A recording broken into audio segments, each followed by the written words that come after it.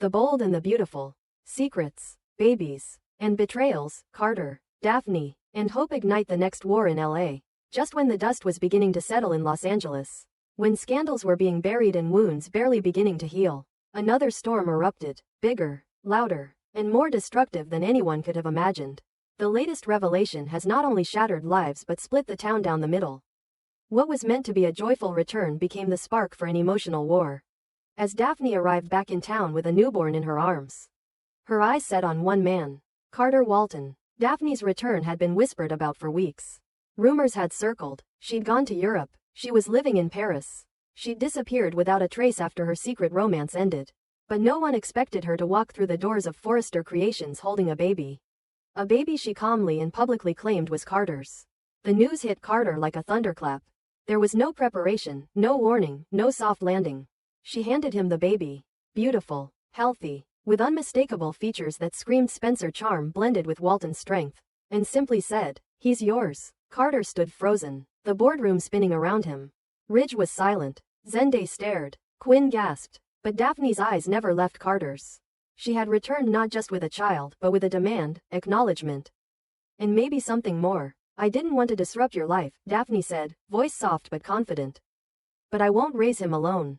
You have a son, Carter." The town was reeling. But that was only the beginning. Just hours later, as Daphne settled back into LA, Hope Logan was in her own private hell. She stood in her bathroom holding a pregnancy test with trembling hands.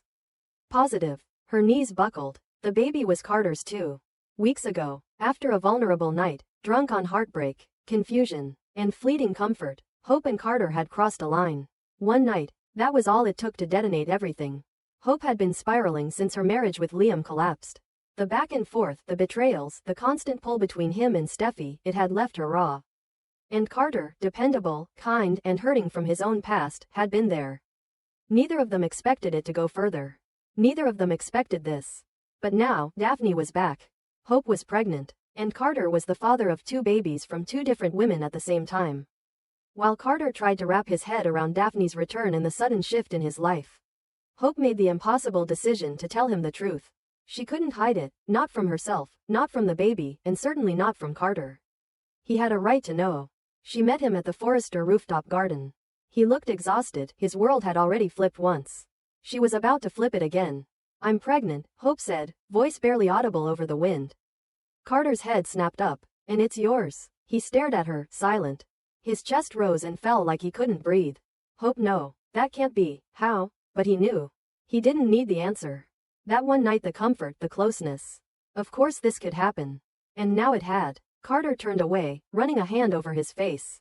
"This can't be happening. Daphne just got back. She has my son. And now." He looked at Hope, his voice cracking. Quote, "You're pregnant too?" Hope nodded, tears forming. "I didn't plan this. I never wanted to hurt you. But you deserve the truth." Downstairs, chaos was already brewing. Daphne had wasted no time making her intentions clear. She wanted to marry Carter. She believed fate brought them back together. She believed their baby was the beginning of something beautiful. She had no idea what was about to hit her. When Daphne walked in on Hope and Carter mid-conversation and heard enough to piece it together, her world exploded. The baby in her arms started crying as she screamed, "You slept with her? While I was pregnant with your child?" Her voice echoed across the hallways of Forrester. Brooke heard. Steffy heard. Liam, who had come to surprise Hope, heard. And the dominoes began to fall. Liam's face fell when he heard the words, "Hope is pregnant." For a second, there was light in his eyes. He thought, he hoped, the baby was his. That maybe, just maybe, they had a shot at a new beginning. But when he learned the truth, that the baby was Carter's, everything shattered. "Again. You told me there was nothing between you," Liam said to Hope later, his voice low with betrayal. "You said it was one mistake. One night." She nodded. "It was one night, but it changed everything." Liam was crushed. And then came the question everyone was waiting for: would Liam raise the baby? Would he stand by Hope's side, forgive her again, and help raise a child that wasn't his? For days, Liam went dark. No calls, no messages. He disappeared into his own grief. He had loved Hope for years despite everything. But this was another man's child. And worse, it was Carter's, someone he respected. Someone he trusted. Meanwhile, Carter was being pulled in every direction. Daphne wanted a wedding. Hope wanted space. The media had caught wind of the scandal and had turned him into a tabloid punchline. Double baby bombshell, the headlines read. Forrester's favorite fathered 2 babies. With 2 women. Carter had spent his entire life building a reputation as a man of integrity. And now, his name was in the same headlines he used to mock. But what hurt most was the silence between him and the 2 women he'd failed. Hope barely looked at him at all. The Forrester family was divided. Ridge tried to stay neutral, but Brooke took Hope's side. Steffy, ever protective of the company image, wanted the whole thing buried. Handle it, Carter, she warned. Before this ruins us all. But nothing could be handled when feelings were involved. Hope, despite the chaos, felt the baby growing inside her. She wasn't ashamed of the child. But she was ashamed of what had happened. Her biggest fear wasn't judgment, it was that Carter would choose Daphne. That she would raise this baby alone. Carter, in turn, was being pressured by Daphne every second. Marry me, she said again and again. We're already a family. Why complicate things? But Carter wasn't in love with her. He cared. He respected her. He wanted to be there for their child. But his heart had drifted toward Hope in ways he couldn't fully explain. That one night meant more to him than he'd ever admitted. Now, with both women pregnant, he had to make a choice. Then came the ultimatum. Daphne showed up at his apartment with the baby and a suitcase. I'm not going to wait around, she said. Either you marry me and we raise our son together, or I go back to Europe. And you'll barely see him. It was emotional blackmail, and she knew it. But Daphne wasn't playing fair anymore. She had sacrificed everything to have this child. She wanted a real family, not shared custody. Not complicated feelings. Not Hope. Meanwhile, Hope finally got a visit from Liam. He stood in the doorway of her cabin for a long time before speaking. Is there a place for me in all this? He asked, broken. Hope's voice cracked. Only if you want there to be. I'm not asking you to raise this baby. But I'm not pushing you away either. Liam took her hand, unsure. Hurt still lived in his eyes, but love hadn't died completely. Not yet. As the week came to a close, Carter made his decision. He called both women to meet at Forrester. Daphne arrived first, holding their son. Hope came alone, visibly pregnant, her hands resting protectively over her belly. Carter stood before them, heart pounding. I'm not marrying anyone, he began. Not right now. This isn't about what's convenient or what the press says. This is about these 2 children. I will be a father to both of them. I will be there for every moment, every milestone. But I won't let pressure decide my life. I won't be forced into something that doesn't feel right.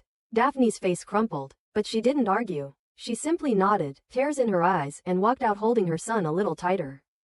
Hope didn't speak at all. She just looked at Carter, and for the first time in days, there was peace in her expression. But the war isn't over. Daphne is still in LA, and she won't give up so easily. Liam may say he's staying, but his heart is on a razor's edge. And Carter? He's trying to be a father to 2 children born from 2 impossible moments. While the entire city watches and waits for him to fall. And this is the bold and the beautiful. Where even the best intentions come with consequences. And where every secret births another war. The bold and the beautiful. Love, lies, and the Nozawa secret. Finn and Steffy face a truth that could break them in the glamorous, vicious world of the bold and the beautiful. Where every whispered secret can ignite a scandal and every soft betrayal threatens legacy. The latest shockwave is tearing through one of the show's most beloved couples. John Finnegan and Steffy Forrester, a pairing built on redemption, healing, and unbreakable love, are now facing the most brutal test of all, trust. And it all starts with Luna Nozawa. On the surface, Finn is the ideal partner. Calm, intelligent, loyal, a doctor sworn to protect lives. A man who clawed his way back into Steffy's life after the Sheila disaster. Who rebuilt their family brick by brick with their love and their children as the mortar. But beneath that careful composure, Finn is hiding something. Something big. Something that involves Luna, Poppy, and the mysterious secrets of the Nozawa family. It began with subtle changes in Finn's behavior. Late-night calls, guarded expressions, and a growing tension every time Luna's name was mentioned. At first, Steffy brushed it off. She's a CEO. She's dealt with crises, power plays, and public humiliation. She knows the difference between suspicion and paranoia. But this wasn't that. This was different. It wasn't just that Finn was protecting Luna. It was that he was invested in her. Emotionally. Even spiritually. And that's what set Steffy off. Unbeknownst to Steffy, Finn had uncovered fragments of Luna's past. Whispers about the real identity of her father. Long-buried ties to powerful figures in Asia. Financial records suggesting Poppy was funneling money into secret accounts. And most disturbingly, medical files that suggested Luna had been part of a clinical trial involving a high-level psychiatric facility when she was a teenager. Finn told himself he was keeping these things from Steffy to protect her, to avoid dragging her into something convoluted and unresolved. But deep down, even he couldn't deny the truth. He had grown emotionally attached to Luna's fate. Whether it was compassion or something more dangerous, Finn crossed a line the moment he decided to keep those pieces to himself. Meanwhile, Steffy's instincts kicked into full-blown CEO mode. She noticed the inconsistencies. She saw how often Finn defended Luna, how quick he was to offer medical help, legal advice, emotional support. It wasn't just doctor-patient anymore, it felt personal. And in Steffy's world, when things get personal, they get dangerous. So she did what any Forrester woman would do in the face of deception. She launched a quiet investigation. Behind Finn's back, Steffy hired a private firm. Discreet, expensive, and used to dealing with scandal in high places. Within days the files started coming in. Poppy had lied about her past in multiple cities. There were sealed court documents involving Luna's birth. A medical research facility in Switzerland had once admitted a LN under a false name. And the financial trail led back to a Nozawa family trust. Steffy didn't confront Finn, not yet. She needed more. She needed to know who else was involved. And that's when another name surfaced, Drive. Bridget Forrester. The evidence was damning. Bridget had worked briefly at the same facility in Switzerland where Luna had been treated. Her signature was on one of the anonymized intake forms. Steffy was floored. Why would Bridget, her cousin, someone she trusted implicitly, have kept something like this from her? Worse, was Bridget working with Finn to keep the truth buried? Steffy didn't hesitate. She stormed into the hospital where Bridget was on duty and demanded answers. Don't play dumb with me, Bridget, she snapped. You knew Luna was more than just some intern floating around Forrester. You knew she had secrets, and you said nothing. Bridget was caught off guard. It's not my place, Steffy, she tried to reason. That time in Luna's life was painful, delicate.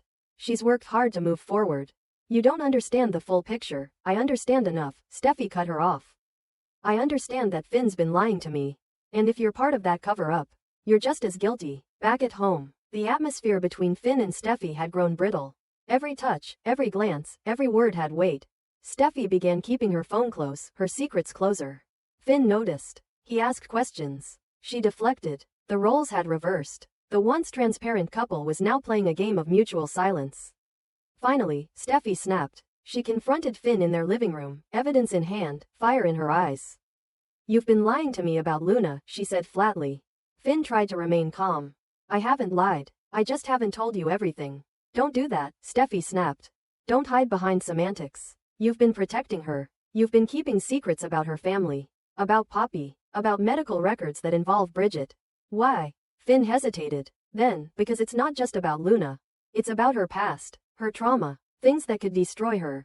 I didn't want to pull you into something you don't need to be involved in. You don't get to decide that for me, Steffy fired back. We're partners. You don't get to play God with the truth. He sighed. Steffy, she's been through things you can't imagine. Her whole life has been manipulated. There are pieces of her past that involve high-risk psychiatric care, family betrayal, and a very powerful person she's terrified of. I kept it quiet because if it gets out, it's not just her reputation at stake.